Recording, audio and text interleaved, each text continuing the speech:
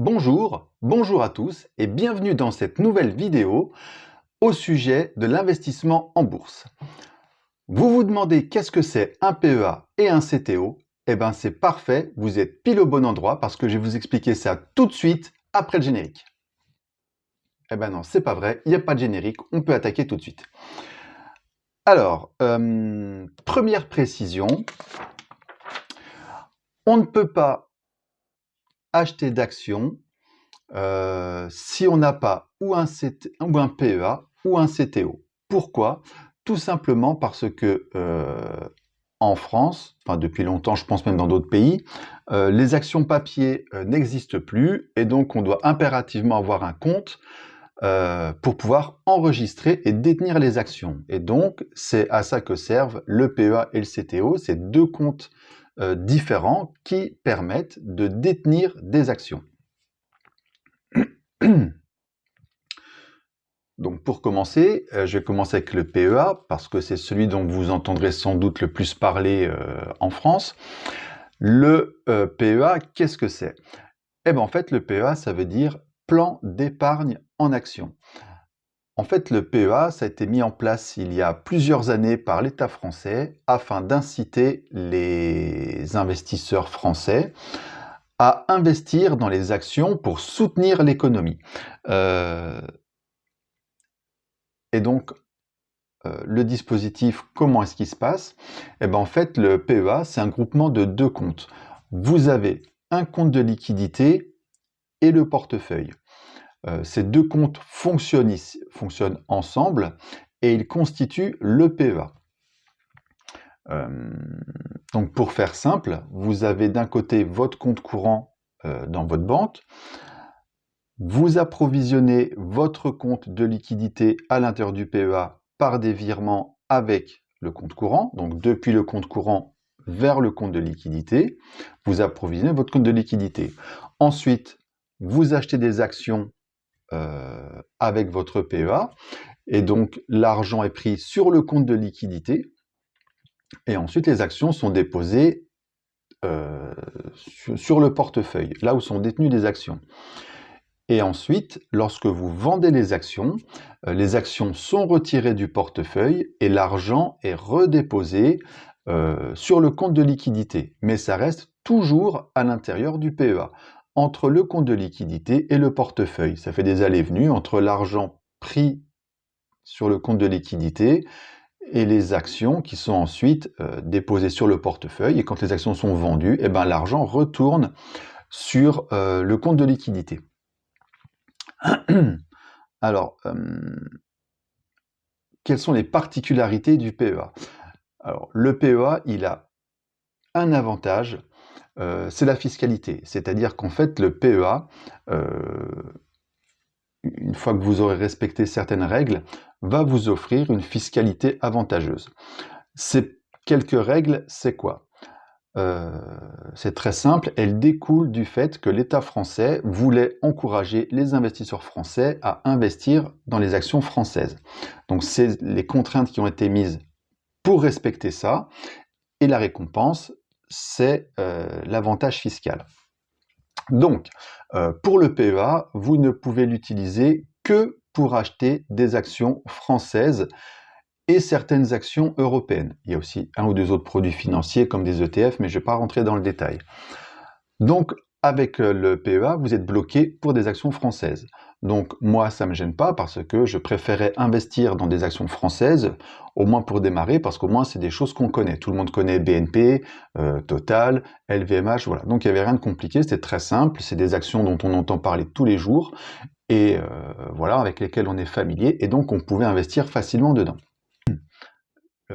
L'autre particularité du PEA, c'est qu'en fait, il est verrouillé, on va dire verrouillé, pendant 5 ans. C'est-à-dire qu'avant 5 ans, vous ne pouvez pas retirer d'argent du PEA, donc récupérer de l'argent, le sortir du PEA pour le récupérer sur votre compte courant, à moins, la seule possibilité, c'est de casser le PEA. C'est-à-dire que si au bout de 2 ans, vous avez besoin d'argent, vous voulez récupérer de l'argent, si vous voulez récupérer cet argent depuis le PEA, eh ben, vous devez impérativement casser le PEA, le clôturer pour récupérer l'argent qui se trouve dessus. Et là, donc, il y a un petit bémol, c'est justement le contraire du PEA, c'est qu'à ce moment-là, quand vous faites ça, eh ben, vous êtes imposé normalement à la fiscalité normale, c'est-à-dire 30% sur les plus-values. Parce qu'en fait, le contrat, c'est de garder le PEA suffisamment longtemps, donc c'est-à-dire 5 ans, pour favoriser l'économie et ensuite bénéficier du bonus. Donc, si vous cassez le PEA avant, vous n'avez pas droit à ce bonus, et donc, il y a la fiscalité de 30%, classique, qui s'applique. Autre inconvénient, alors qui n'en est pas un à mon avis, je pense pour beaucoup de personnes et avant un sacré bout de temps, le PEA est plafonné à 150 000 € de dépôt. Ça veut dire que votre PEA peut avoir plus de 150 000 €, mais il faut que ce soit après avec des plus-values ou des dividendes que vous recevez. Mais l'argent que vous déposez sur votre PEA, ça ne peut pas être plus de 150 000 €. Donc, à moins d'avoir un gros héritage, des grosses rentrées d'argent pour être rapidement plafonné à 150 000 € de dépôt, ça c'est une contrainte qui va s'appliquer à peu de personnes. Si vous êtes une personne classique, vous investissez 200 à 300 € par mois, avant d'avoir atteint 150 000 € de dépôt, il va couler de l'eau sous les ponts, donc vous ne serez pas impacté par ce défaut. Autre défaut aussi, particularité, le PEA est limité, c'est-à-dire qu'en fait, vous ne pouvez détenir en tant que personne majeure qu'un PEA, vous ne pouvez pas avoir 3 PEA.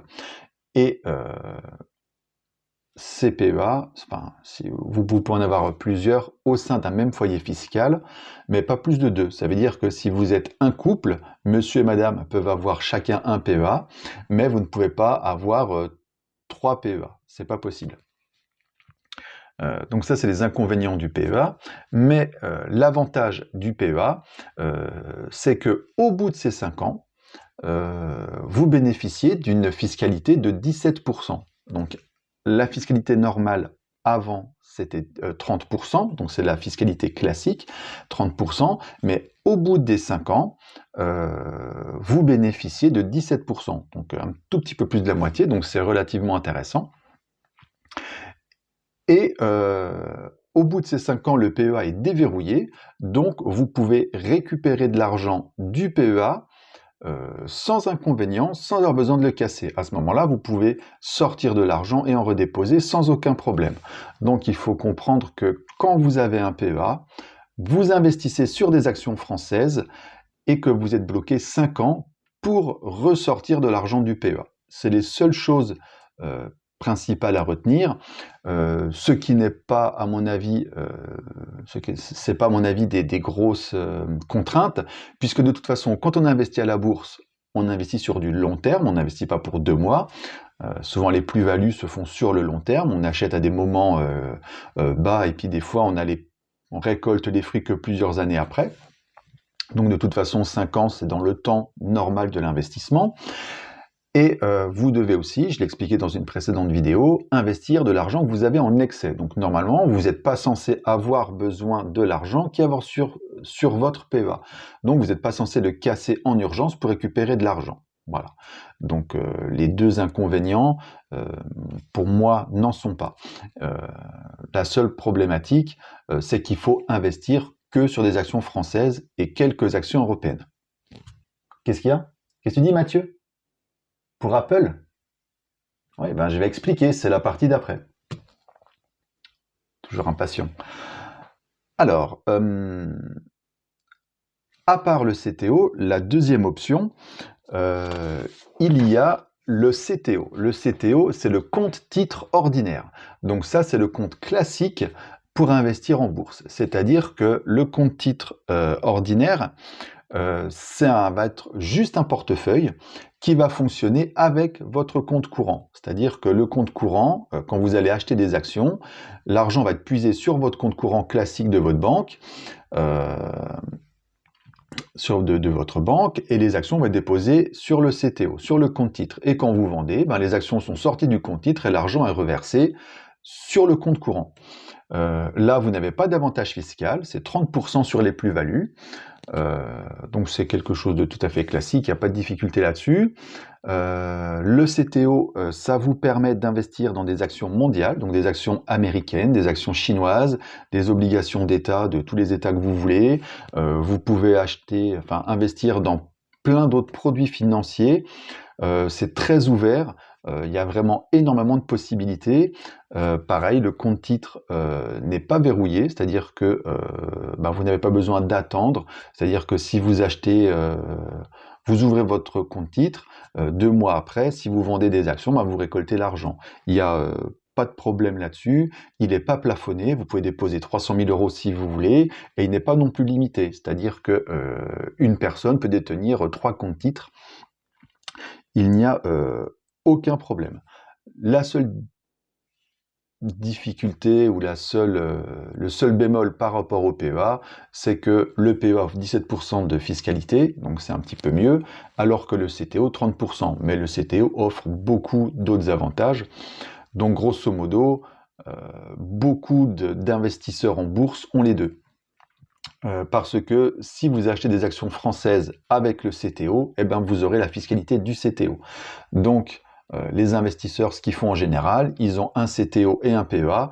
Avec le PEA, on achète les actions françaises et avec le CTO, on achète tout le reste. Et comme ça, on est tranquille, on bénéficie de la flexibilité du CTO et de la fiscalité du PEA.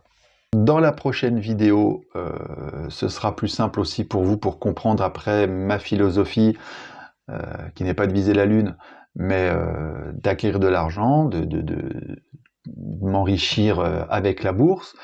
Donc, pour comprendre ça, je vous expliquerai le détail de mon PEA. Donc, comme ça, je vous expliquerai qu'est-ce que j'ai comme action, moi, dans mon PEA. Donc, en attendant la prochaine vidéo, vous pouvez bien sûr liker, commenter et partager. Ça, il n'y a pas de difficulté, je vous encourage à le faire. Vous pouvez aussi vous abonner. Et je vous dis à très bientôt. Et je félicite